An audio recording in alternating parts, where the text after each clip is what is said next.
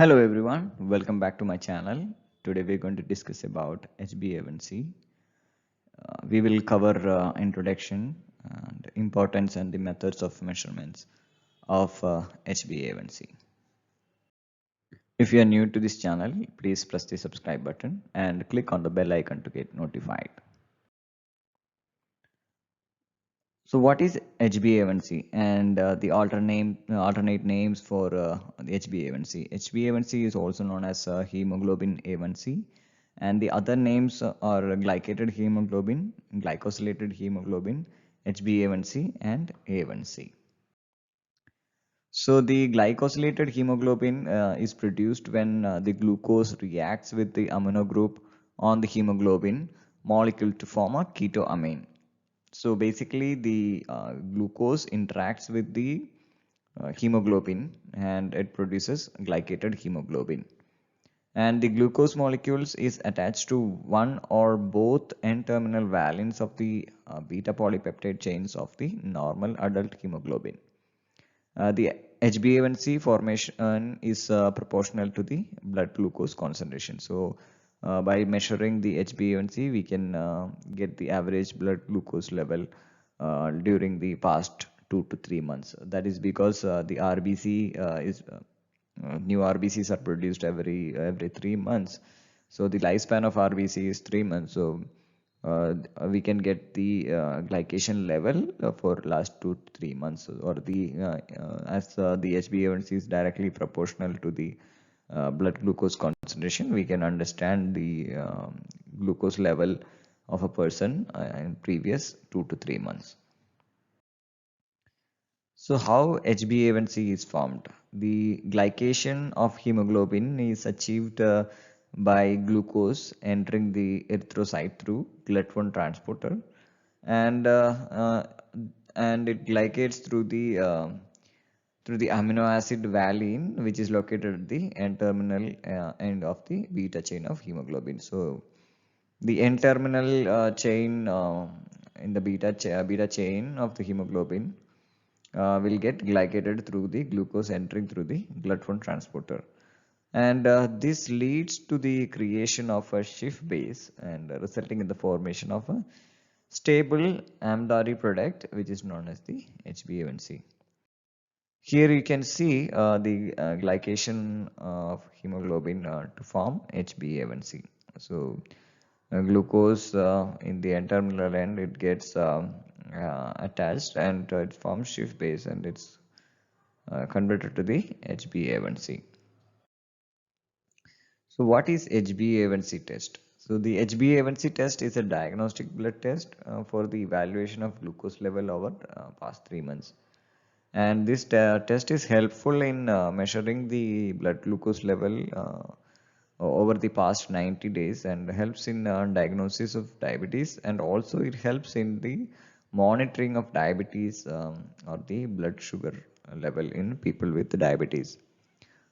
Because this gives overall picture of the last 3 months, whereas the blood sugar test or the glucose test will not give the overall picture. It just gives the sugar levels at the time of testing, but by testing the hemoglobin A1c, we can understand the levels over the past 3 months. So that is the one advantage of testing hemoglobin A1c. Um, and also it does not require any fasting. Anytime this can be taken, whereas the fasting blood glucose requires overnight fasting, or it should be done in the first thing in the morning before having anything. So that is the fasting. So the other test for measuring glucose level is the fasting glucose sugar level measurement and postprandial blood sugar test. So this postprandial blood sugar test measures in 2 hours after having the food.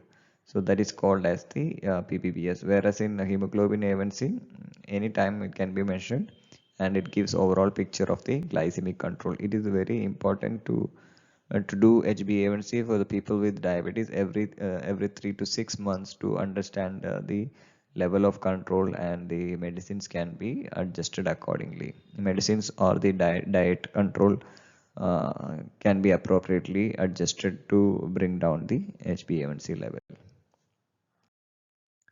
So here are the A1C percentage and the glucose level. So if you have a score of 4, the mean blood glucose is 50. And a normal A1C level is below 5.7 percentage, and the level between 5.7 to 6.4 indicates pre-diabetes, and the level of 6.5 or more indicates diabetes. So within the 5.7 to 6.4 pre-diabetic range, if your A1C score is greater, there is a greater risk for developing the type 2 diabetes in the future. So it is appropriate control should be taken when you have a A1C level greater than 5.7. So you are already in the pre-diabetic phase, but by controlling the diet or doing proper exercises, this can be well controlled. But for people with diabetic, medicines need to be adjusted accordingly. So it is very important to monitor the HbA1c level at least twice yearly. And why it is very important to measure HbA1c? Because HbA1c is an important indicator of long-term glycemic control, with the ability to reflect cumulative glycemic control of the preceding 2 to 3 months. So we have discussed this earlier because of the RBC lifespan. HbA1c can give out the results of last 2 to 3 months of the glycemic control. And the HbA1c not only provides a reliable measure of chronic hyperglycemia, but also correlates well with the risk of long-term diabetes complications. So, if your HbA1c score is always high, you will tend to have more complications in the future. So, medicines or the insulin need to be adjusted accordingly to bring down the numbers to a safe level.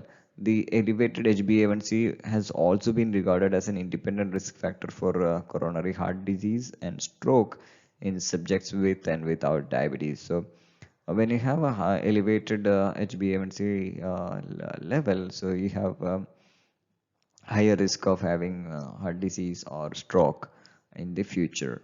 And the valuable information provided by single HbA1c test has rendered it as a reliable biomarker for diagnosis and prognosis of diabetes. So it is important to understand the levels, and appropriate action need to be taken to control further progress of the diabetes. So it can be either diet control or the medicines, or with the insulin, this can be controlled. So appropriate action need to be taken by consulting with the doctor. So there are different methods to measure HbA1c, and the most commonly used methods are immunoassay, ion exchange HPLC, boronate affinity chromatography, capillary electrophoresis, and other enzymatic methods. So we will be discussing all these in detail in the next video. So currently we will just look at the different methods, and we will go through each one of these in detail in the next video. So there are different point of care devices also available for measurement of HbA1c that can be done at the doctor's office or at home for measuring the HbA1c. You might already be knowing that for glucose there is already devices or home measurement devices are available to check the glucose level. Similar way, there are point of care devices for measuring HbA1c also. So this is a valuable tool in monitoring and controlling the diabetes. I hope you are clear with this topic. If you like the video, please press the like button and share it with your friends. Thank you.